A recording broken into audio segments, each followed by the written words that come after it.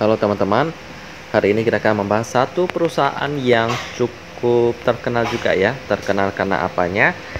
Ya, banyak sekali hal-hal yang kurang baik sih yang dikenal dari para perusahaan ini. Karena ya penurunan saham yang cukup tajam sampai mereka pernah mencapai gocap ya, tetapi sekarang udah mulai naik sedikit demi sedikit ya. Karena kinerjanya udah mulai membaik, tapi masih belum cukup baik karena hutangnya sangat besar sekali. Sebesar apa nanti kita akan lihat sama-sama ya, ada dikatakan di dalam profil mereka ya. Kita akan membahas Bumi Resource Tbk dengan kode emiten BUMI ya. Saya belum pernah membuat video Bumi ya, mungkin karena waktu itu nggak ada request daripada teman-teman. Jadi kali ini pas banget ada teman-teman yang request Bumi ini dan sekarang saya bikin videonya. Yuk mari kita kenalan dengan Bumi yang satu ini yang menjadi bagian daripada Bakri Group. Pertama kita lihat dulu sejarah daripada Bumi Resource Tbk ini ya. Tahun awal pendirian perusahaan didirikan dengan nama PT Bumi Modern, bergerak di bidang industri perhotelan dan pariwisata. Ini sebelum diakuisisi oleh Bakri Group ya, tahun 73. Lalu tahun 90 melakukan IPO dengan kode pastinya Bumi.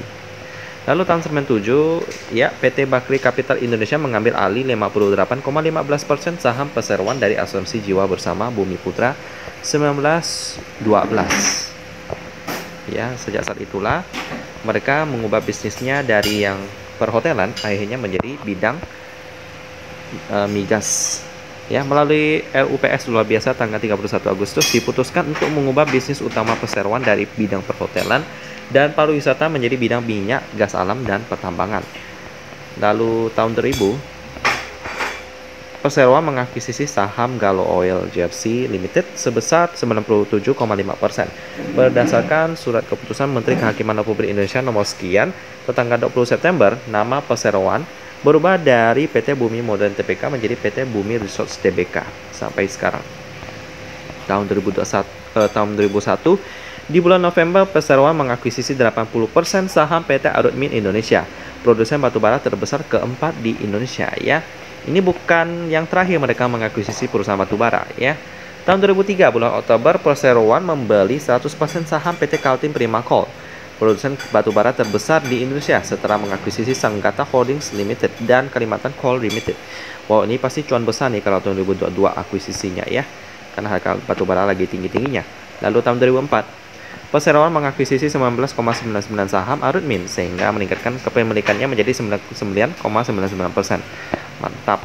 Lalu tahun 2005 ya, Perseroan telah berhasil menyelesaikan seluruh proses divestasi saham KPC sebagaimana disyaratkan dalam pasal 26 Perjanjian Karya Pengusahaan Pertambangan Batubara. Setelah selesainya proses divestasi tersebut, maka kepemilikan saham KPC menjadi sebagai berikut. SHR dan KCL yang merupakan unit usaha Perseroan masing-masing 24,5% dan 13,6% dimiliki secara langsung oleh Perseroan, serta 32,4% dimiliki oleh PT Citra Decol yang merupakan unit usaha Perseroan. Ya, divestasi berarti dikurangi kepemilikannya.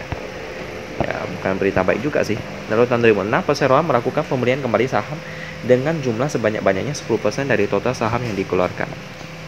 Lalu tahun 2007 ya, 30% kepemilikan Bumi di Arutmin dan KPC dijual kepada Tata Power India.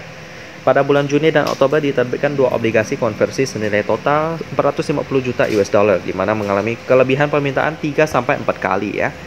Wow, oke. Lalu selanjutnya tahun 2008, setelah melalui proses yang cukup panjang, Bumi akhirnya dapat memiliki Herald Resources Limited Australia dengan nilai 552 juta Australian dollar. Operasi tambang, seng, timah, dan emas ini berlokasi di Sumatera Utara. Lalu pada tahun 2009, China Investment Corporation menanamkan modal di Bumi sebesar 1,9 miliar US dollar. Mantap sekali, besar sekali ya. Dalam bentuk instrumen hutang. Terdiri dari USD 600 juta yang dibayarkan kembali di tahun 2013, lalu 600 juta US dollar tahun 2014, sisanya 700 juta di tahun 2015. Investasi ini memiliki 12% cash coupon per tahun dengan total IRR sebesar 19%, di mana seluruh sisanya akan dibayarkan pada saat jatuh tempo. Dana ini digunakan untuk restrukturisasi utang dan modal belanja. Ya, lalu selanjutnya ini yang menyebabkan hutang Bumi sangat besar ya. 2010 dilaksanakan transaksi penambahan modal tanpa hak memesan efek terlebih dahulu, atau ini bisa dibilang private placement ya. Jadi ya ini cuman yang terpilih aja yang bisa mengeksekusi sebagaimana telah disetujui dalam RUU PSLB pada tanggal 24 Juni. Lalu pada tahun 2011, Perseroan melakukan pembayaran cicilan tranche A sebesar 600 juta US dollar kepada China Investment Corporation yang seharusnya jatuh tempo pada tahun 2013 ya. Dibayarkan hampir 2 tahun lebih awal berdasarkan kesepakatan bersama. Ya, baik. Lalu 2012 melalui rapat lagi tanggal 21 Mei diputuskan perubahan susunan anggota Dewan Komisaris dan Direksi Perseroan tahun 2012 ya. Lalu tahun 2013 melakukan LUPS tahunan dan luar biasa tanggal 28 Juni diputuskan perubahan susunan anggota Dewan Komisaris dan Direksi Perseroan. Pada tanggal 26 Juni, Perseroan menyelenggarakan acara syukuran dalam rangka hari ulang tahun ke-40. 2014 menyetujui penawaran umum terbatas keempat ya, sekali lagi pada tanggal 30 Juni 2014 dengan terbit sebagai berikut ya, untuk pastinya untuk modal kerja, modal usaha dan lain-lain. Lalu tahun 2015 melalui rapat lagi 13 Agustus menyetujui perubahan susunan anggota Dewan Komisaris dan Direksi Perseroan dan juga melakukan efisiensi dengan mengurangi jumlah anggota direksi dari semula 6 orang menjadi 4 orang dan Dewan Komisaris dari semula 7 orang menjadi 3 orang. Tahun 2016 rencana restrukturisasi perusahaan meraih 99,8% dukungan kreditur berjamin dan 100% kreditur tidak berjamin. Dengan demikian, Bumi Resources menghentikan proses PKPU dan segera meratifikasi kesepakatan yang dicapai. Lalu 2017, Bumi telah menyelesaikan penerbitan saham baru right issue. Nah, kali ini right issue jadi yang pegang saham udah bisa mengeksekusi berdasarkan nilai ekuitas aset bersih sebesar 4,6 miliar US dollar. Harga konversi ditetapkan sebesar 926,16 per lembar menggunakan kurs tukar ya waktu itu 13.235 rupiah ya per US dollar. Seluruhnya diambil bagian oleh pemegang saham dan pembeli siaga. Lalu 2018 sering sekali lah isu ya, diputuskan perubahan komposisi anggota Dewan Komisaris dan Direksi perusahaan. Wow, oke. Lalu yang terakhir 2019 berhasil menyelesaikan pembayaran secara tunai sebesar 134,7 juta untuk tranche A. Bumi mencatat penjualan tertinggi sepanjang sejarah sebesar 87,7 metrik ton. Gitu sih. Ini utangnya memang besar banget ya. Bisa lihat di sini ekuitasnya sampai minus karena asetnya nggak mampu membayar hutangnya. Ya, sampai segitu besar hutangnya ya. Memang kalau memang usahanya lagi kurang bagus, ambil hutang itu memang berisiko banget. Termasuk Bumi ini. Mereka ambil hutangnya udah lama banget sih, udah puluhan tahun.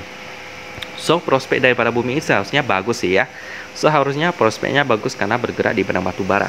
Cuman ya karena hutangnya besar, ya harus bayar terus, cicil terus hutangnya sampai hutangnya selesai. So, ya prospek bagus, cuman manajemennya kurang bagus.